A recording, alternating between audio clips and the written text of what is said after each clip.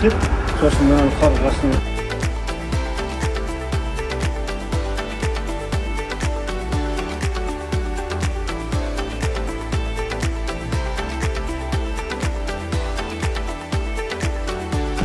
Мысалы сен анау неге Түркістанға келгендер не дейді?